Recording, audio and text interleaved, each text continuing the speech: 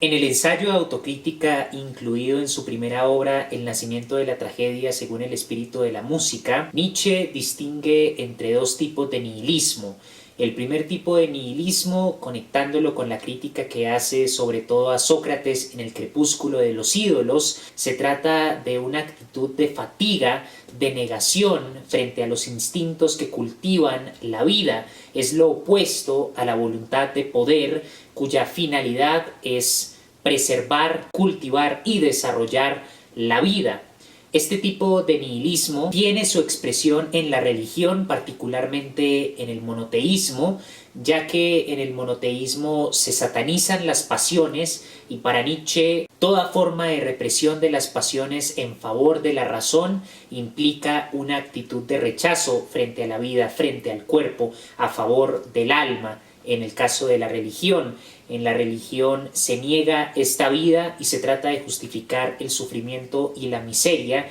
con el pretexto de que se va a disfrutar de una utopía más allá. Y esa tendencia a darle primacía al más allá por encima de la vida terrenal está conectada con la primacía del alma, de lo insustancial, de lo intangible, de lo suprasensible, por encima de lo físico, de lo corporal. Implica esto la tendencia de darle supremacía a las quimeras del espíritu por encima de las sensaciones, emociones, pasiones y sentimientos tangibles conectados al cuerpo. El nihilismo que surge de la debilidad como un rechazo a la vida y que se expresa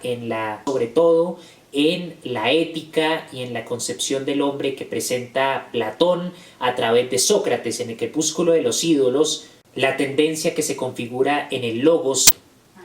desde Sócrates hasta la filosofía moderna supone rechazar las pasiones y promover el dominio racional de las mismas, lo cual para Nietzsche se traduce desde la ética de Sócrates pasando por la ética de los estoicos hasta la moral kantiana en un desprecio por la vida, de manera que cuando Sócrates es condenado a beber cicuta, declara que le debe un sacrificio al dios Esquilapio, que es el dios de los enfermos, porque vivir es estar enfermo largo rato, y esa actitud de Sócrates frente a la muerte, de ver la vida como una larga enfermedad,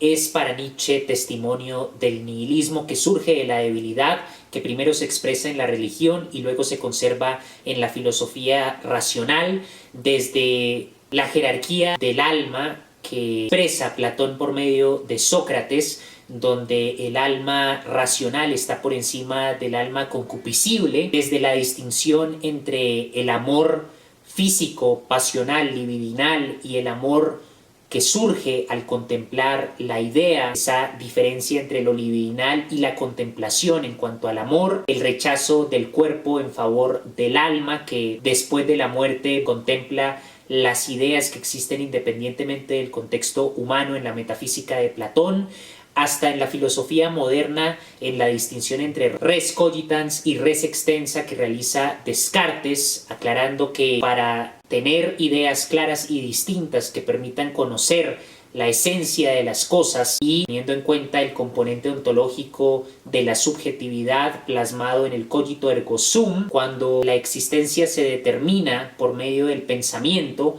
al pensar se reafirma el yo, el ego, y eso permite a su vez tener certeza de que existimos. Ese pensamiento que determina el ego y que sirve para saber que existimos está fundamentado en el pensamiento racional que se expresa en el método cartesiano bajo la forma de las ideas claras y distintas. Este nihilismo que surge de la debilidad y que va desde la primacía del alma por encima del cuerpo, desde la primacía del más allá por encima de la vida terrenal en la religión, pasando por la propuesta socrática de poner el alma racional por encima del alma concupiscible, de gobernar las pasiones mediante el uso de la razón, y finalmente en la metafísica de Platón se expresa en la supremacía de las ideas intangibles que se encuentran en el mundo de las ideas por encima del mundo material, físico, real, concreto, tangible, pasando por la distinción cartesiana entre res cogitans, que hace referencia al uso de la razón para tener ideas claras y distintas, y a la res extensa, es decir, las cosas por extensión, que son las pasiones, pasando por la ética demostrada según el orden geométrico de Spinoza, para culminar con una razón práctica fundamentada a partir de una solución de la tercera antinomia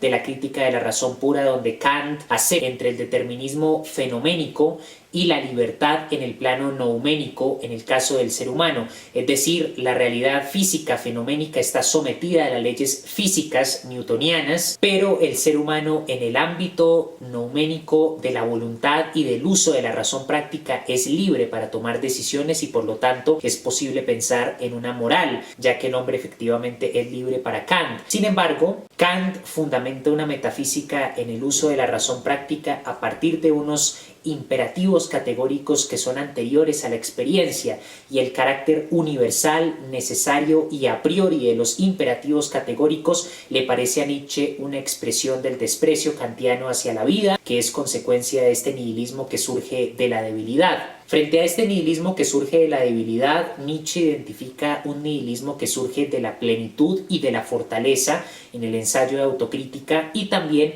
en su primera obra, El nacimiento de la tragedia según el espíritu de la música. Este nihilismo que surge de la plenitud, de la fortaleza, es un nihilismo que implica una predisposición intelectual a lo más trágico de la existencia y tiende a sublimarse, a expresarse por medio del arte. Las tragedias de Sófocles, Eurípides, Esquilo son expresiones de este espíritu que tiene una plenitud en el sentido de que las creencias religiosas de los griegos no satanizan las pasiones, sino que representan a sus dioses mediante todo el ímpetu, toda la fuerza de las pulsiones libidinales, de las pulsiones de agresión, de las pulsiones que representan la voluntad de poder para cultivar y desarrollar, fortalecer y exaltar los instintos de vida, y por lo tanto tienen una relación con lo trágico de la condición humana, no de cobardía, no de huir de la muerte, no de refugiarse en la creencia desesperada de un más allá, sino de enfrentar la mortalidad, de enfrentar el hecho de que después de la muerte nos espera la nada, y sublimar ese enfrentamiento directo, pleno y vigoroso con lo más trágico del ser en obras de arte,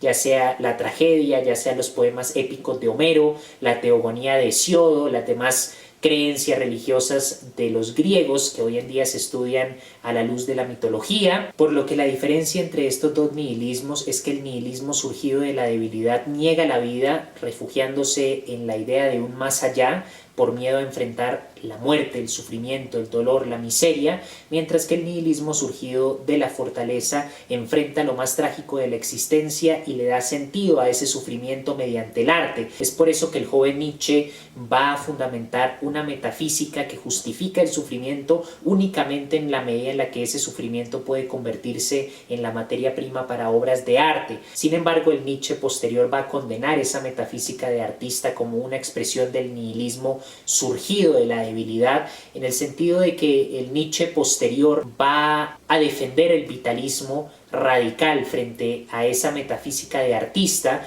que todavía tiene raíces en la ética de la resignación de Schopenhauer, que exalta en un mundo donde la voluntad cósmica siempre deseosa e insatisfecha es el noumeno, es la cosa en sí misma, y la única forma de evitar el avance de esa voluntad cósmica siempre deseosa es la contemplación del arte, que está por debajo de la resignación, de manera que la contemplación del arte, de la música, de la pintura, de la poesía, es una de las dos formas en las que el ser humano puede frenar el avance de esa voluntad cósmica siempre deseosa e insatisfecha, que es la cosa en sí misma. Nietzsche va a negar esa metafísica de artista que justifica el sufrimiento en virtud de que puede convertirse en una obra de arte, y va a defender el vitalismo. Más tarde va a escribir en El crepúsculo de los ídolos Incresunt animi viracit volnere vertus, que es el lema bajo el cual había vivido y significa el ánimo se fortalece con la herida, para después proponer examinación de los ídolos como una forma